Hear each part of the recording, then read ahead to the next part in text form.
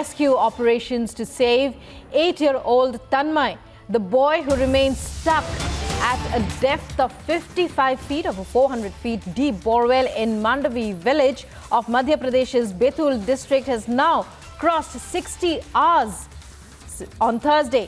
An official has said the boy Tanmay Sahu fell into the borewell while playing in a farm around 5 p.m. on the 6th of December.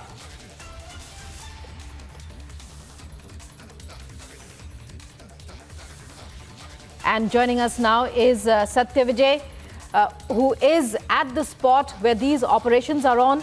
Satya Vijay, well, we are getting those visuals of the site where 8-year-old Tanmay fell down a borewell.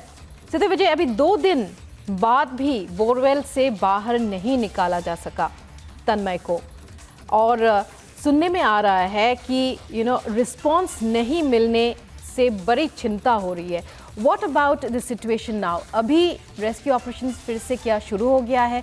Give us an update.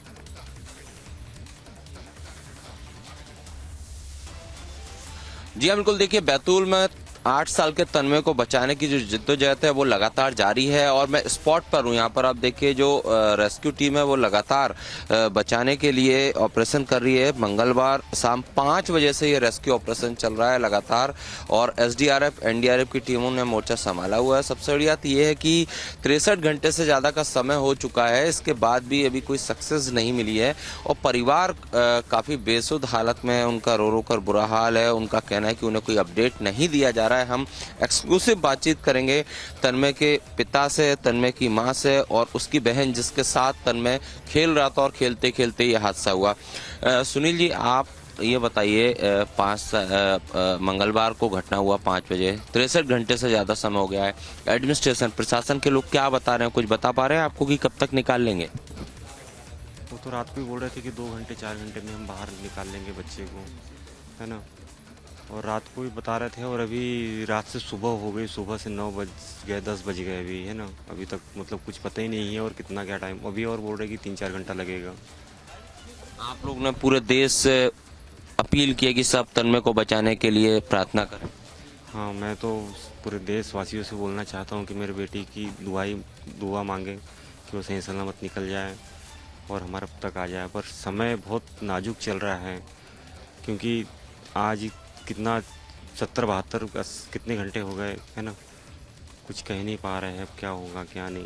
तन्मय की मां हमारे साथ हैं, उनसे ही बात करते हैं, जो कि उनकी तबीयत भी खराब हो चुकी है क्योंकि मंगलवार शाम 5 बजे जब हादसा हुआ उसके बाद से वो यहाँ से स्पॉट से गई नहीं है. उनका कहना है कि वो तन्मय को अपने साथ लेकर ही जाएंगी. रो रो कर भी काफ़ी उन्होंने अपनी हालत खराब की. बताइए, आप बताइए, क्या कुछ बता पाएंगे, आप बोल पाएंगे? नहीं ना, नहीं बोलेंगे. देखिए, जाहिर सी बात है, किसी का भी बेटा अगर जिंदगी और मौत की जंग लड़ रहा हो, इस तरह से बोरवेल में हो, तो उसकी माँ तो ज़्यादा नहीं बोल पाएगी. ये बच्ची है, तन्मय की बहन है, इसके साथ तन्मय खेल रहा था. बेटा, क्या हुआ था उस समय? आप खेल रहे थे, खेलते खेलते क्या हुआ, तो कुछ बता पाओगे? वो उधर छुपने के लिए गया था, हम सारे इधर ही थे और फिर हम लोग इधर आ गए थे, घर जाने का था तो हम इधर आ गए.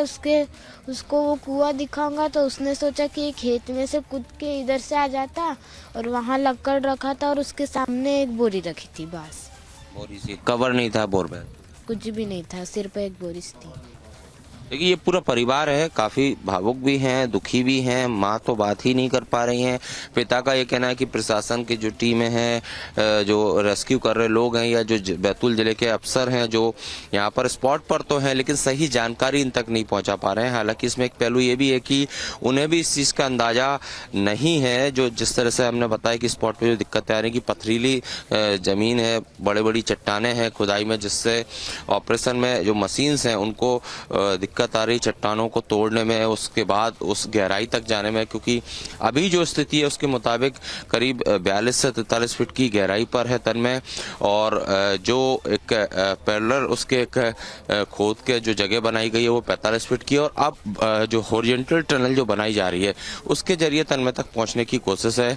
6 होल कर लिए गए हैं. बताया जा रहा है कि 2 से 3 होल और करना है, जिसके बाद काफ़ी नज़दीक तो है रेस्क्यू टीम तन्मय को निकालने के लिए. लेकिन समय जितना जितना ज़्यादा बढ़ता जा रहा है उतना ज़्यादा परिवार की दुविधा भी बढ़ती जा रही है। और यहाँ जो तैनात लोग हैं उनका भी ये कहना है कि वो चाहते हैं जल्द से जल्द हो, लेकिन मैदानी स्तर पर जो चुनौतियाँ हैं, जैसे कि पथरीला इलाका है, पानी निकल रहा है, जिस जगह पर खुदाई हो रही है वहाँ पर पानी काफ़ी ज़्यादा निकल रहा है, जैसे कि मशीन के जरिए बाहर निकाला जा रहा है। इसीलिए कुछ ऐसी दिक्कतें जिस वजह से इस ऑपरेशन में थोड़ा समय लग रहा है। राइट, वेल सत्य विजय, जैसे आपने कहा time is of the essence, और जो पास के इंसिडेंट्स है जिसके डेटा अवेलेबल है इन द पब्लिक डोमेन, उसके हिसाब से 38 आवर्स, और फिर छत्तीसगढ़ में जो इंसिडेंट हुआ था वो लड़का भी 11 साल का था। He was rescued after 104 hours. तो एज और टाइम ये ऑफ द एसेंस है, पर जैसे हमें सुनाई दे रहा है कोई रिस्पॉन्स इवन तो नहीं है, फिर भी there is hope as you say. Rescue operators, what are they saying about the time it is taking?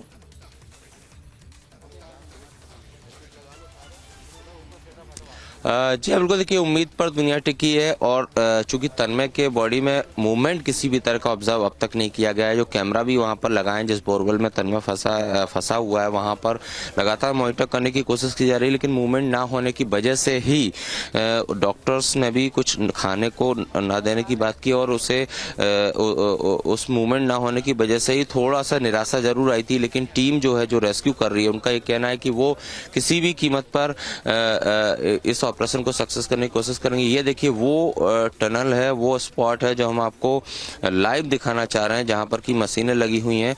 ये जो गहराई की है, एक जो बड़ा वर्टिकल टनल पहले बनाया है, करीब 45 फीट का है, और इसके बाद जो आप मशीन देख रहे हैं उसके अंदर से एक हॉरिजॉन्टल टनल बनाया जा रहा है 10 फीट का, और 10 फीट में से करीब ये 4 से 5 फीट तक की सफलता इनको मिल चुकी है।